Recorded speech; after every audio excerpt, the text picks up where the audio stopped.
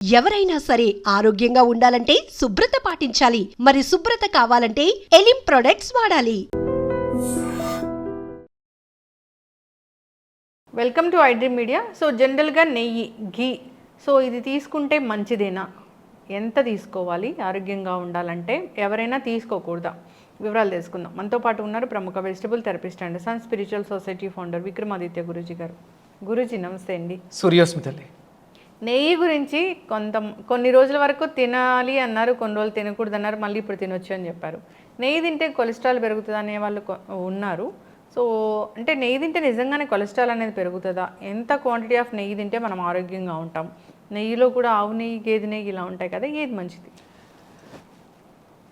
కొన్ని దశాబ్దాల క్రితం అంటే 1940s ముందు భారతదేశంలో ఒకే ఒక్క నెయ్యి ఉండేది. ఒకే ఒక్క నెయ్యి అంతే, 100 రకాలు ఏమీ లేవు ఇక్కడ. అప్పుడు భారతదేశంలో జనాభా 30 కోట్లు. స్వతంత్రం రావడానికి పూర్వం భారతదేశ జనాభా 30 కోట్లు. అప్పుడు ఉన్నటువంటి సంపద, పశు సంపద 130 కోట్లు. 30 కోట్లకి 130 కోట్లకి ఎంత ఉందమ్మా వ్యత్యాసం? పశువులే ఎక్కువగా ఉండేవి, అంటే వాటి మీద ఆధారపడే మన జీవన విధానం అంతా వెళ్ళేది. అప్పుడు అంటే ఇప్పట్లాగా విపరీతంగా టీలు తాగటం, అంటే మిల్క్ ప్రోడక్ట్స్ ఎక్కువ యూజ్ చేసుకోవడానికి ఈ పన్నీర్లు ఇవి ఏమీ లేవు. పాలు, తర్వాత పెరుగు, మజ్జిగ, వెన్న, నెయ్యి ఇవే ఎక్కువగా మనకి పౌష్టికాహారంగా వాడేవారు అప్పట్లో. ఒకటే ఒక నెయ్యి, అద్భుతమైనటువంటి శక్తివంతమైనటువంటి నెయ్యి. మరి ఆయుర్వేద గ్రంథాలు ఉన్నాయి మనకి. వేదంలో కూడా ఒక అద్భుతమైనటువంటి ప్రమాణ వాక్యం ఉంటుంది. ఘృతం వృద్ధయేత్ బుద్ధి. అంటే మంత్రం ముందు వెనక చాలా ఉన్నా మనకు ప్రత్యేకంగా అందులో మధ్యలో తెలిసేది ఏంటంటే ఘృతం తీసుకుంటే బుద్ధి వికసిస్తుంది, జ్ఞానం వస్తుంది అనేది ఉంది. అందుకని వీళ్ళు వెస్ట్రన్స్ ఏం చేశారంటే వచ్చిన తర్వాత అప్పటి వరకు విరివిగా వాడుతున్నటువంటి ఘృతాన్ని ఆపించేశారు. బుద్ధి వికసిస్తే నీకు జ్ఞానం ఉందమ్మా, బానిసత్వం కింద నా కింద పనిచేయుగా, తిరుగుబాటు వస్తుంది. తిరుగుబాటు వచ్చింది.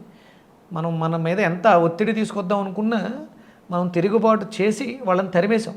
మేము బానిసలం కాదు, స్వాతంత్రం కోసం పోరాటం. దీనికి ప్రధానమైనటువంటి కారణం ఏంటి అంటే మన దగ్గర ఉన్నటువంటి పశు సంపద. దాన్ని వాళ్ళు తస్కరించడానికి, ఎత్తుకెళ్ళిపోవడానికి ఎన్నో రకాల పన్నాగాలు పండారు. అవన్నీ పక్కన పెడితే వాళ్ళని మనం తరిమేశాం. అయినా సరే వాళ్ళు పెట్టినటువంటి ఆ ఏదైతే చెడు మాటలు ఉన్నాయో మన బుర్రలో ఇంకా నడిపిస్తూ మనల్ని ఇప్పటి వరకు కూడా బానిసలుగా. మళ్ళీ ఇప్పుడిప్పుడే యూట్యూబ్ వచ్చిన తర్వాత చాలామంది బయటకు వచ్చి ఏది మంచిది ఏది చెడ్డది అని చెప్పడం ద్వారా దాంట్లోంచి బయటకు వచ్చి తెలుసుకోవడానికి ప్రయత్నం చేస్తారు.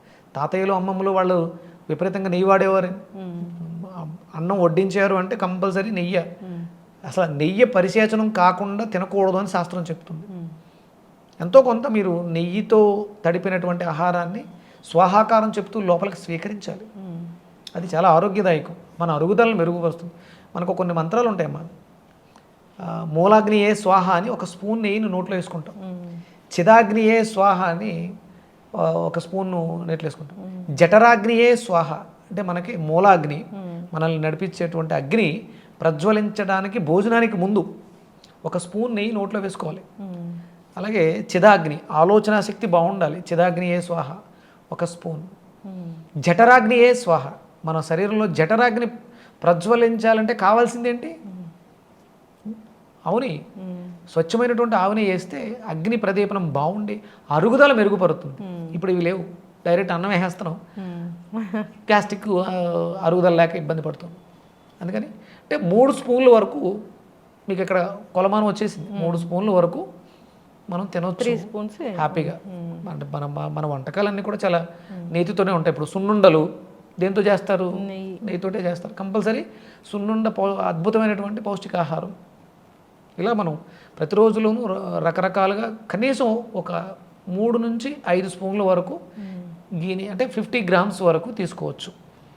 ఒక 25 గ్రామ్స్ తీసుకోవచ్చు హెల్దీ, ఆరోగ్యంగా. ఇది బయట పనులు చేస్తూ మన జీవన విధానంలో పొద్దుటే లెగిసి వ్యవసాయం పనులు కావచ్చు, ఏ పనైనా పనికి వెళ్ళేటువంటి వాళ్ళు ఆరోగ్యకరంగా ఉంటూ నడిచి ఎక్కువ తిరిగేవాళ్ళు 25 ml వరకు గీ తీసుకోవాలి కూడా.